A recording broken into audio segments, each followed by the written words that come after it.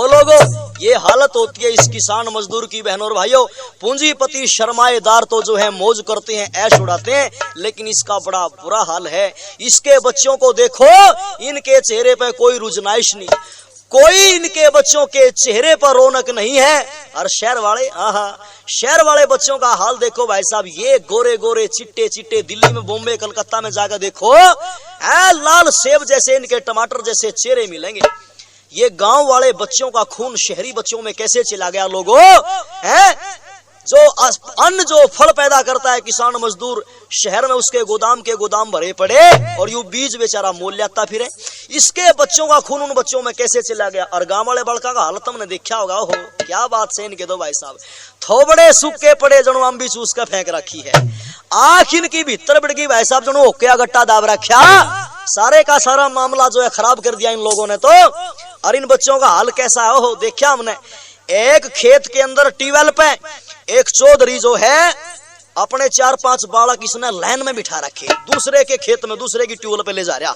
और बालक थे भाई साहब कुछ काले रंग के, काले के बस लीले थे। और यू धूप में, धूप के चौथे में यू जितना साबुन लावा उतने काले चमके मारा बड़का में। भाई इतने में खेत आला आ गया, उसने कि मैं कम सा भी दिखा था, और उक्का मार के बोला, चौधरी साहब क्या कर रहा है? यू बड़का आला बोला, तना नहीं दिखता है, बालक नुमान लग रहा। खेत वाला बोला बालक सही है। यू बोला और तू क्या सोचा था? बोला मैं तो नहीं सोचा कि बैंगन तो का धर्म लग रहा है। इनका हाल भाई साहब ये है, गांव वाली बहन मेरी माता, 9 महीने का बच्चा इसके पेट में और 2 मन का भरोटा लावा, खेत में तो 3 कोसते हैं। और ये शहर में भाई साहब पूंजीपति शर्माएदारों की औरतें, आहा क्या बात है। देखिए हमने दिल्ली में एक बीरबानी भाई साहब दीवान हाल के सामने, या मोटी लुगाई चारा की एक के पैथ राखी भगवान ने, चर्बी चढ़ रही भाई साहब, आज भी मिल गई थी स्कूटर में कैसी तो है भाई साहब, क्या बताऊं मैं, चर्बी चढ़ रही, खलड़ा चढ़ रहा, आंख ढक रही, चाल नहीं आवे, सहज न्यू चला जनू गदी भगोसे लाद रखे है, जुगर पुल पे भरिया ट्रक से ढाक रहा ना, वो इसका भी होता। और इसने रुक्का मारा, नुका जी लाला जी हमने तो अपने लिए आलू टमाटर बनाए, थारे खातर कौन सी सब्जी बनाऊं? मगर इस खातर पटेरा राय दे है, और के बनाओगी सब्जी तो न पावा ही नहीं। इसलिए बहन और भाइयों, इस किसान मजदूर का हाल तो सबसे बुरा है। अरे मैं तो इसको जगाने के लिए एक बात कहा करता हूं कि सुन ले काश्तकार मजदूर, कल या परसों को जरूर सबने आना पड़ेगा एक झंडे के तले। सुन ले काश्तकार मजदूर, कल या परसों को जरूर सबने आना पड़ेगा एक झंडे के तले। सुन ले काश्तकार मजदूर, कल या परसों को जरूर सबने आना पड़ेगा एक झंडे के तले।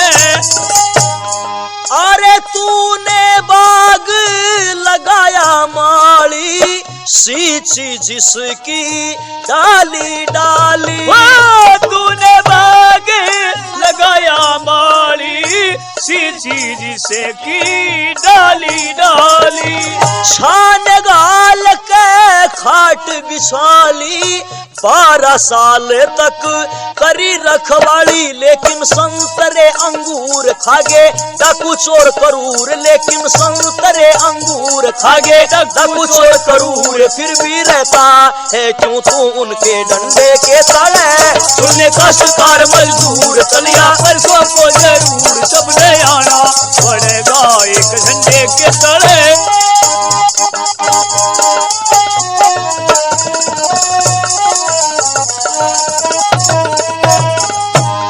भाई सुनिए भारत के अन्नदाता, 8 पहरे तेरा कुटुंब कमाता। सुनिए भारत के अन्नदाता, 8 साल तेरा कुटुंब कमाता। पेट भराई कदे ना खाता, तेरे भले की जो बतलाता उसको देखे घूर घूर, पूंजीपति की कूर कूर सुन के जाता है उसके प्रोपगंडे के तले। सुने काश्तकार मजदूर, कलिया परसों को जरूर सबने आना पड़ेगा एक झंडे के तले। सुने काश्तकार मजदूर, कलिया परसों को जरूर सबने आना पड़ेगा एक झंडे के तले। हमने नेहरू के गुण गाए, गांधी ऊपर फूल चढ़ाए। हमने नेहरू के गुण गाए, गांधी ऊपर फूल चढ़ाए। भूखे प्यासे गए सताए, सारी रात भर मरे जड़ाए। दिन भर रहते थे मफरूर, सारी रात करे थे टूर। दिन भर रहते थे मफरूर, सारी रात करे थे टूर। जब के सोती थी दुनिया बिजली हंडे के तले, सुने कष्टकार मजदूर कलिया परसों को जरूर सबने आना पड़ेगा एक झंडे के तले। सुने कष्टकार मजदूर कलिया परसों को जरूर सबने आना पड़ेगा एक झंडे के तले। विनोबा भावे संत देखा, नेहरू राजेंद्र पंथ देखा।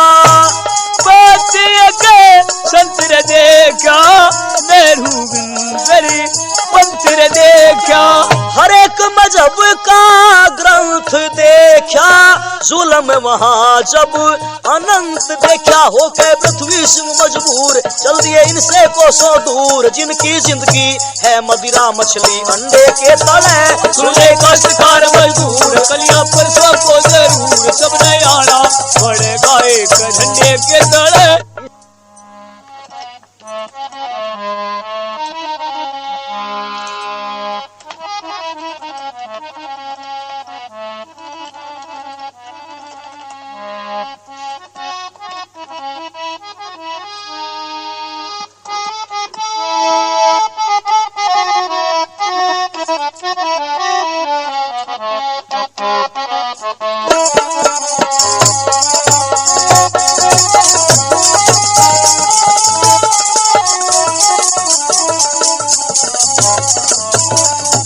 दोस्तों और बुजुर्गों, चर्चा आपके सामने हो रही थी, ये किसान मजदूर भाई इसका बड़ा बुरा हाल है।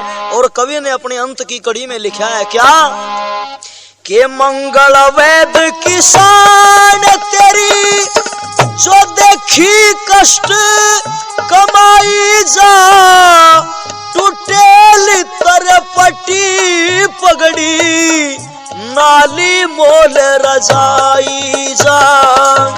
पसाक जेठ में तू नाज उठावे, साढ़ में लाग बिसाई जा। कोई ब्याज में कोई ना जमे, काटे गला कसाई जा। खाया मलंग मलाई जा रे, खाया मलंग मलाई जा। मिले सूखी रोटी प्याज तने, अंधी पिसे कुत्ते खा जा। ये बचत ना याद तने, खून पसीना कर गए जमींदार कमाया ना जतने। अंधी पिसे कुत्ते खा जा, ये बचत ना याद तने। खून पसीना कर गए। और लोगों, ये देश तो किसान मजदूर का देश होता था, ये तो कृषि प्रधान देश होता था। बहनों और भाइयों, कृष्ण महाराज के जमाने में 96 करोड़ गौवें होती थी मेरे देश के अंदर, दूध घी की नदियां बहा करती थी। और वे कृष्ण महाराज के जमाने की तो बात ही क्या करें लोगों, वो तो स्वर्ग था उस जमाने में, तो बड़े कमाल का सारे देश का वातावरण था। वैसे महाभारत के जमाने में पतन शुरू हो चुका था। स्वामी महर्षि देवदयानंद जी महाराज लिखते हैं कि महाभारत के जमाने से भी 1000 साल पहले देश का पतन शुरू हो गया था, देश में गिरावट शुरू हो गई थी लोगों। लेकिन भाई महाभारत के बाद तो देश में वाम मार्ग, मूर्ति पूजा जैसी बीमारियां चली और देश का बंटा धार करके चली गई। लोग गलतियों पर गलतियां करते चले गए और इन गलतियों ने जो है इस भारतवर्ष को जो है बर्बादी के कगार पर पहुंचा दिया। बड़ा कमाल का बड़ा सुंदर सा एक गीत लिखा है कवि ने, और क्या के गलतियों पे करी गलतियां इस कदर, गलतियों पे करी गलतियां इस कदर, साथ अपनों का हमसे छूटता ही गया, नफरतों ने दिलों की सितम ढा दिए, नफरतों ने दिलों की सितम ढा दिए। आईना प्यार का टूटता ही गया, गलतियों पे करी गलतियां इस कदर, साथी अपनों का हमसे टूटता ही गया, दिलों का सितम ढा दिया। आईना प्यार का टूटता ही गया, गलतियों पे करी गलतियां इस कदर। वो उनके साए से भी बच के ऐसे चले, उनके साए से भी बच के ऐसे चले, जैसे जहरीली नागन की हुंकार से। जब वो महरूम देखे अपनों के प्यार से, जब वो महरूम देखे अपनों के प्यार से, कीमती लाल गैर लूटता ही गया, नफरतियों ने दिलों की सितम ढा दिए।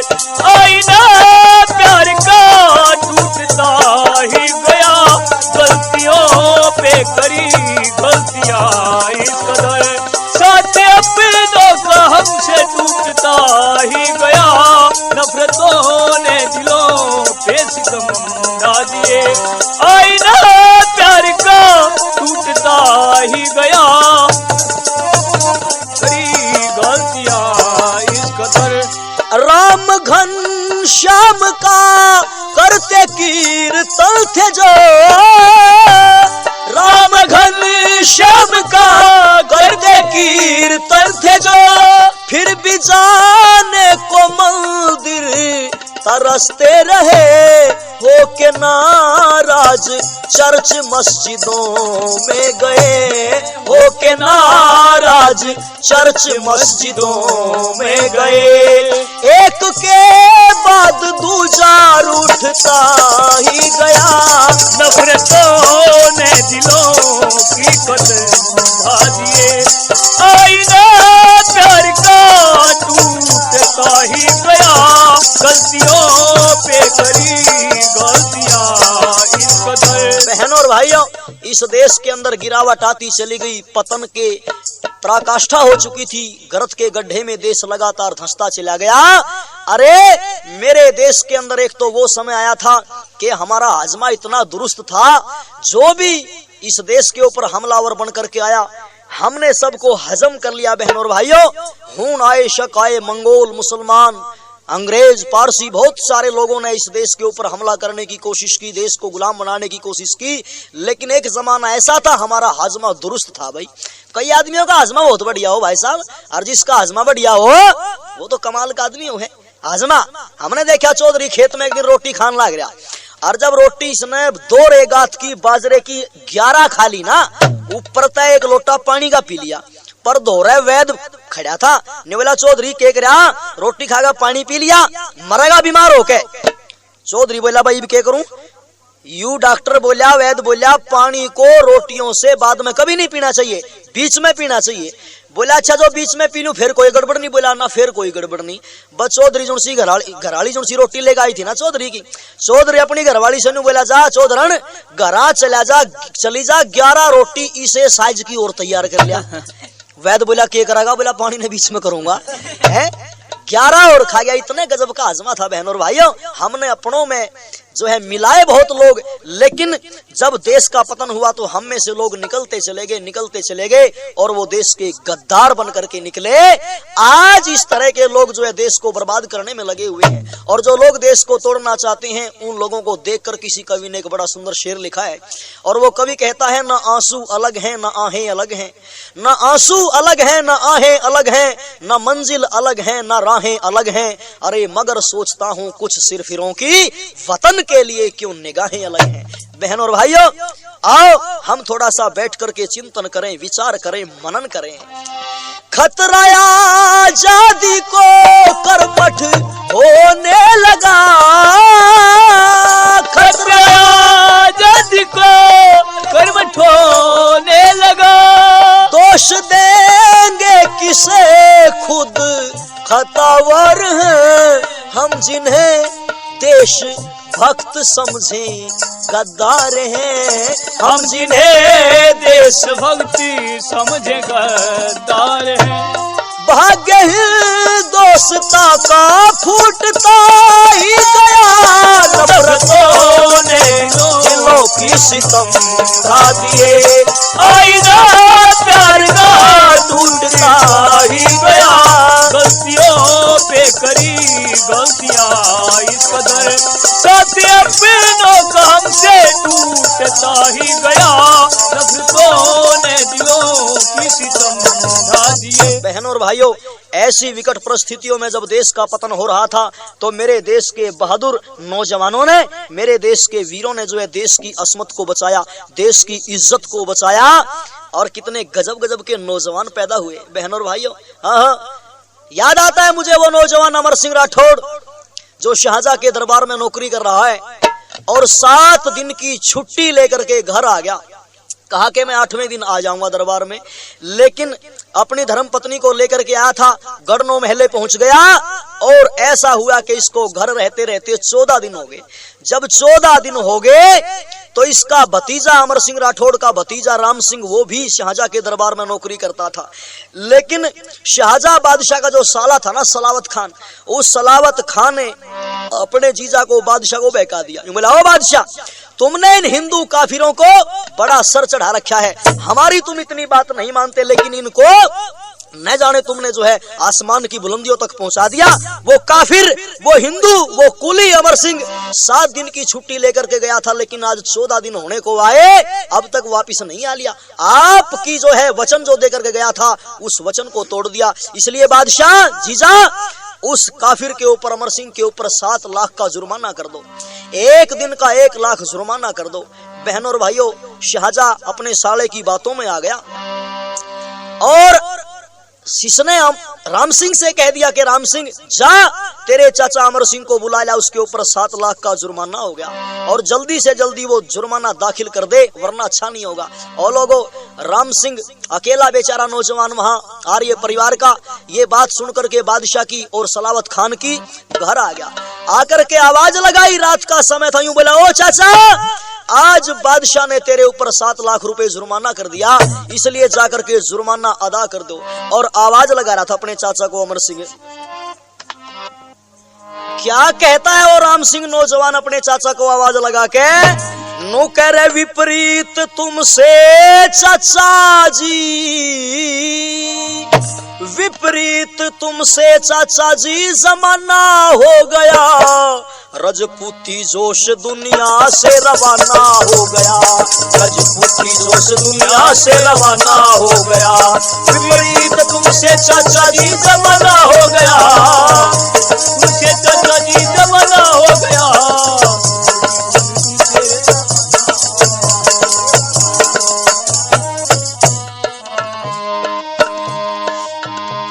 गोने के लिए 7 दिन की छुट्टी लाए क्यों, गोने के लिए 7 दिन की छुट्टी लाए क्यों, गोने के लिए 7 दिन की छुट्टी लाए क्यों, 7 दिन के बदला 14 दिन लगाए क्यों, और 7 लाख का 7 रोज का 7 लाख जुर्माना हो गया, रजपूती जोश दुनिया से रवाना हो गया, रजपूती जोश दुनिया से रवाना हो गया, विपरीत तुमसे चाचा जी जमाना हो गया, तुमसे चाचा जी जमाना हो गया, दुनिया से रवाना हो गया।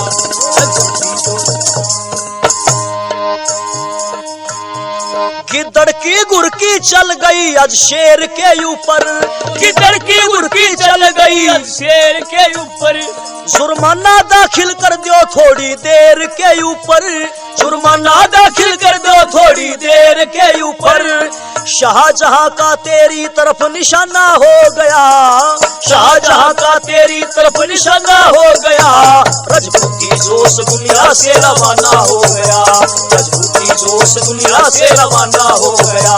ये प्रीत तुमसे चाचा जी रवाना हो गया, ये प्रीत तुमसे चाचा जी रवाना हो गया। रजपूती जोश दुनिया से रवाना हो गया, रवाना हो गया।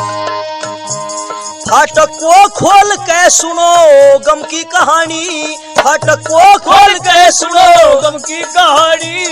मिटने को चली आज चाचा तेरी निशानी, मिटने को चली आज चाचा तेरी निशानी। इस तेरी निशानी का ये अफसाना हो गया, इस तेरी निशानी का ये अफसाना हो गया। रजपूती जोश दुनिया से रवाना हो गया, रजपूती जोश दुनिया से रवाना हो गया।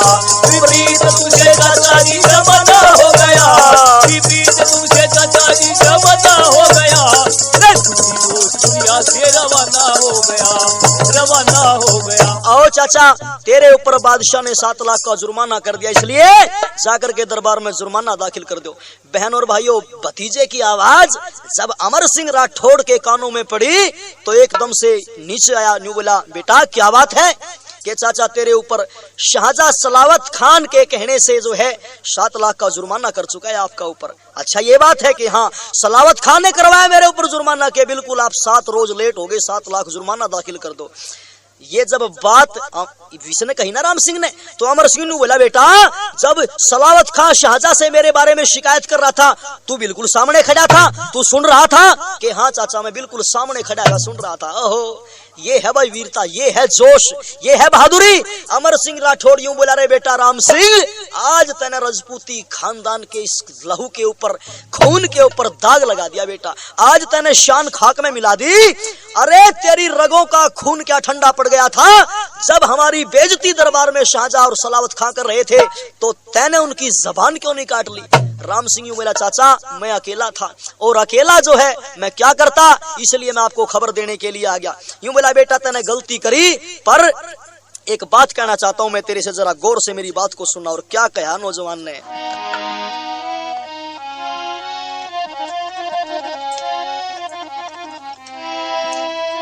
भाई बात सहन कर ली तूने मेरे अपमान की, बात सहन कर ली तूने मेरे अपमान की, जिंदगी वीरान की क्यों जिंदगी वीरान की, जिंदगी वीरान की क्यों जिंदगी वीरान की। बात सहन कर ली तूने मेरे अपमान की, हो बात सहन कर ली तूने मेरे अपमान की, जिंदगी वीरान की क्यों जिंदगी वीरान की, जिंदगी वीरान की है जिंदगी वीरान की। जबकि बातें कर रहा था बढ़कर के सलावत खां, जबकि बातें कर रहा था बढ़कर के सलावत खां, काट लेता शीश उसका होकर के तू सावधान, होकर के तू सावधान। मैदान में लड़ता मूठ पकड़ किरपान की, मैदान में लड़ता मूठ पकड़ किरपान की, जिंदगी वीरान की है जिंदगी वीरान की, जिंदगी वीरान की है जिंदगी वीरान की। बात सहन कर ली तूने मेरे अपमान की, बात सहन कर ली तूने मेरे अपमान की, जिंदगी वीरान की है जिंदगी वीरान की, जिंदगी वीरान की है जिंदगी वीरान की। कायर है तू राम सिंह ठंडा हो गया तेरा रक्त, कायर है तू राम सिंह ठंडा हो गया तेरा रक्त। ओ बद वक्त पलट देता बादशाह का तख्त, ओ बद वक्त पलट देता बादशाह का तख्त। वक्त पर पहचान होती जो सिले नौजवान की, वक्त पर पहचान होती जो सिले नौजवान की, जिंदगी वीरान की है जिंदगी वीरान की, जिंदगी वीरान की है जिंदगी वीरान की। बात सहन कर ली तूने मेरे अपमान की, हो बात सहन कर ली तूने मेरे अपमान की, जिंदगी वीरान की है जिंदगी वीरान की, जिंदगी वीरान की है जिंदगी वीरान की। कायर और कमजोर निकला वाकई राम सिंह तू, कायर और कमजोर निकला वाकई राम सिंह तू। सुनकर के बुराई तेरे कान पर नारेंगी जू, कान पर नारेंगी जू। आबरू बर्बाद की राठौड़ खानदान की, आबरू बर्बाद की राठौड़ खानदान की, जिंदगी वीरान की है जिंदगी वीरान की, जिंदगी वीरान की है जिंदगी वीरान की। बात सहन कर ली तूने मेरे अपमान की, हो बात सहन कर ली तूने मेरे वीरान की रे जिंदगी वीरान की, जिंदगी वीरान की रे जिंदगी वीरान की।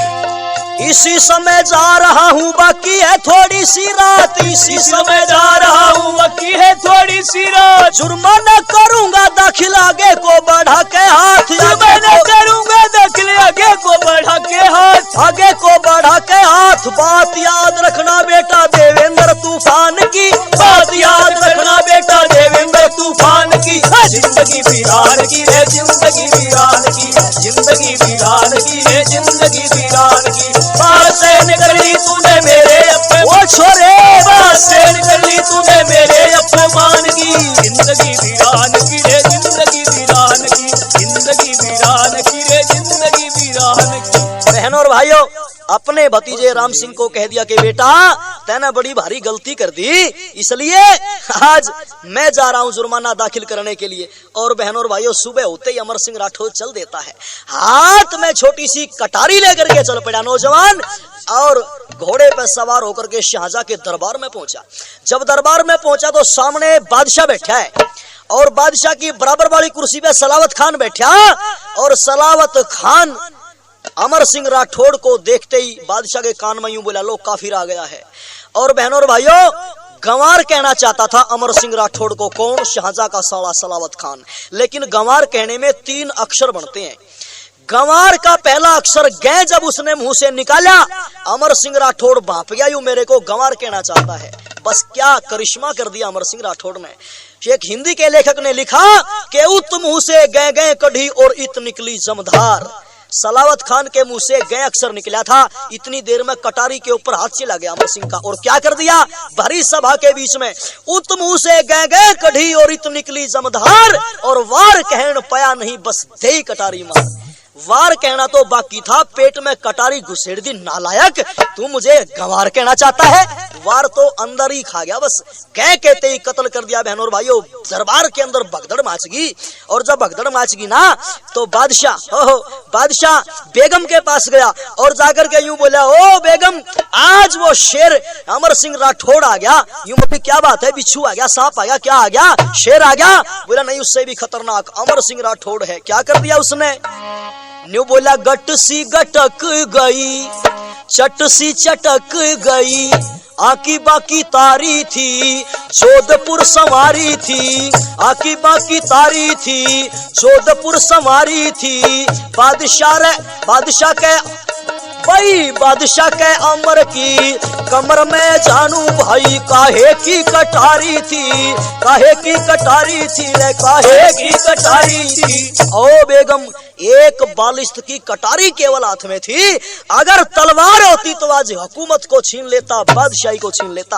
दोस्तों और बुजुर्गों, अमर सिंह राठौड़ ने सलावत खान का कत्ल कर दिया, और घोड़े के ऊपर सवार होकर के किले की दीवार के ऊपर चढ़ गया। सारे के सारे मुसलमान सिपाही पकड़ना चाहते हैं।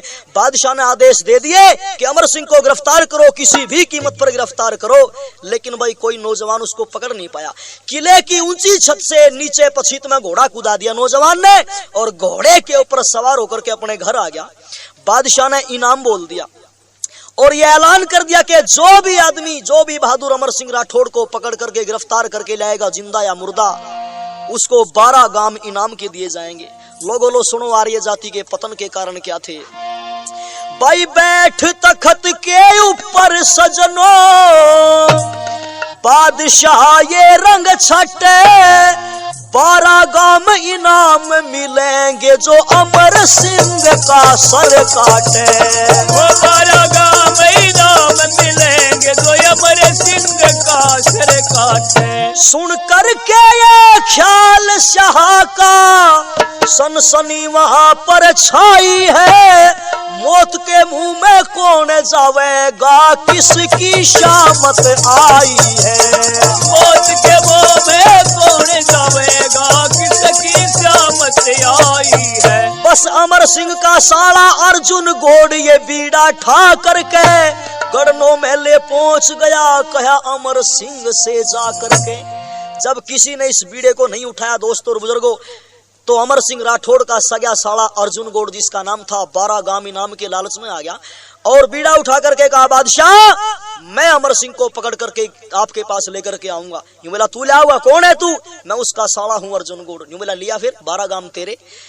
ये अर्जुन गौड़ जो था 12 गाम इनाम के लालच में घर आया, अपनी बहन से मिला, बहन से मीठी मीठी बात करी और अमर सिंह से कहा, जीजा जी बादशाह आपसे माफी मांगना चाहता है, अपनी गलती की क्षमा चाहता है, इसलिए आप मेरे साथ चलो, आपके साथ समझौता करना चाहता है। और बहका फुसला करके अमर सिंह को लेकर के चल दिया।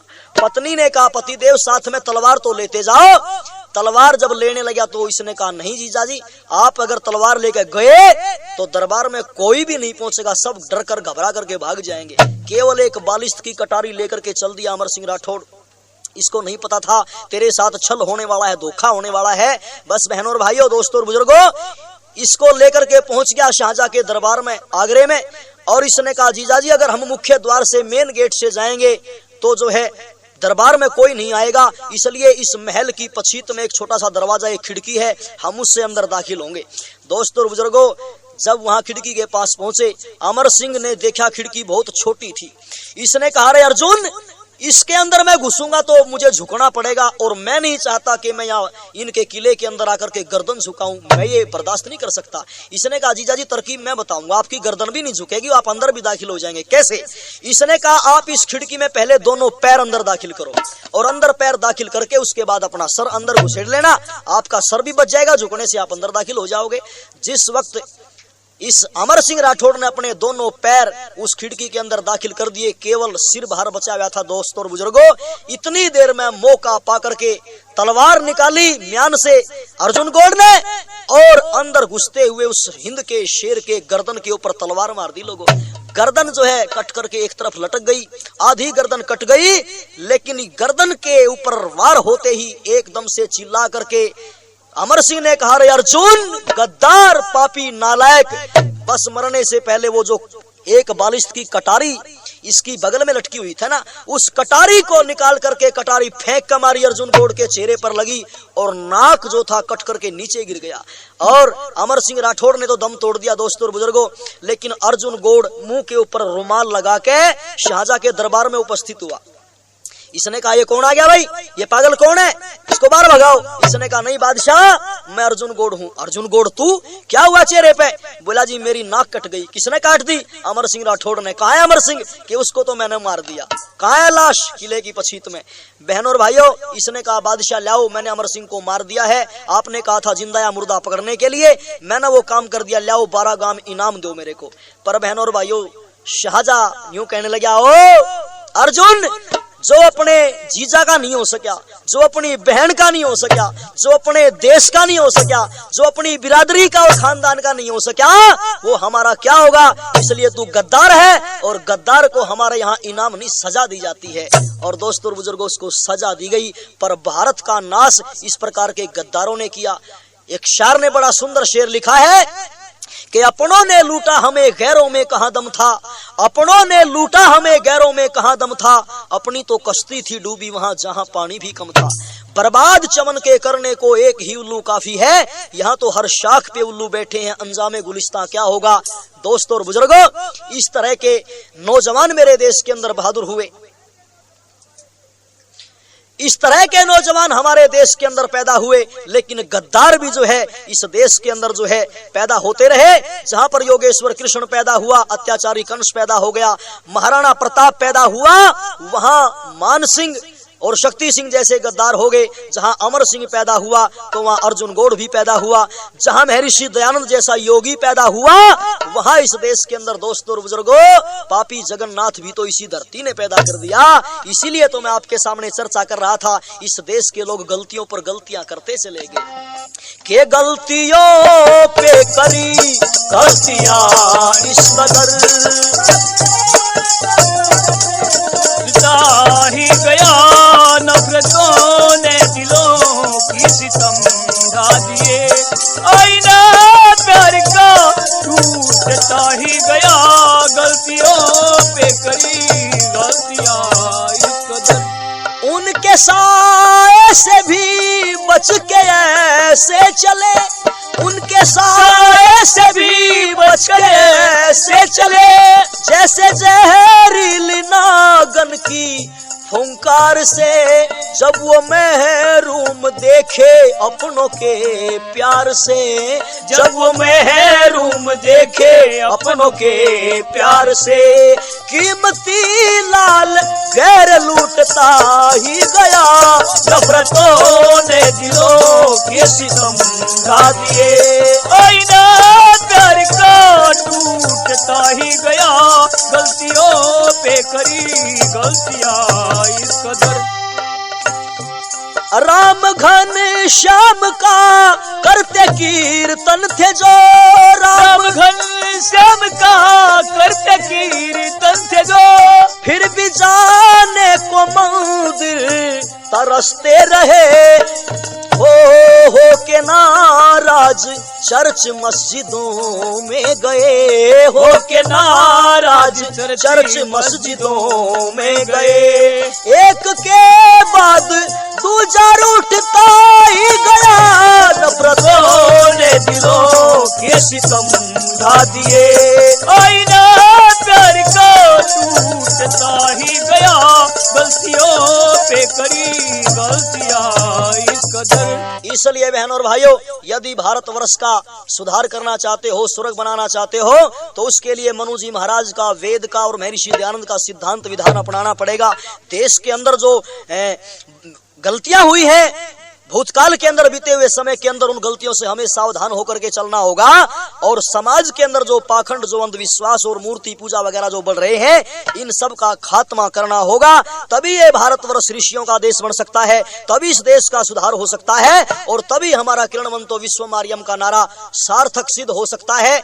इसलिए मैं आपके सामने चर्चा कर रहा था कि ये सारी की सारी बातें अगर बहनों और भाइयों देश के अंदर हो जाएं, तो निश्चित रूप से देश का सुधार हो सकता है। और भारतवर्ष का जो इतिहास पुकार करके मेरे देश के बहादुरों की शौर्य गाथाओं को, मेरे देश के बहादुर जवानों की उन दर्दीली कहानियों को जो है सुनाता है, वो सारे का सारा स्वप्न हमारा साकार हो सकता है। बहनों और भाइयों, महर्षि दयानंद केवल एक महापुरुष ऐसा संसार के अंदर पैदा हुआ है जिसने इस भारत के इतिहास को, इस अतीत को जो है दुनिया के सामने रखा है। इसलिए मैं तो आपके सामने चर्चा कर रहा था, दयानंद नाम का वो साधु ना होता तो भाई ये देश जो था ये अपने इतिहास को भूल चुका था, अपनी सीट को भूल चुका था।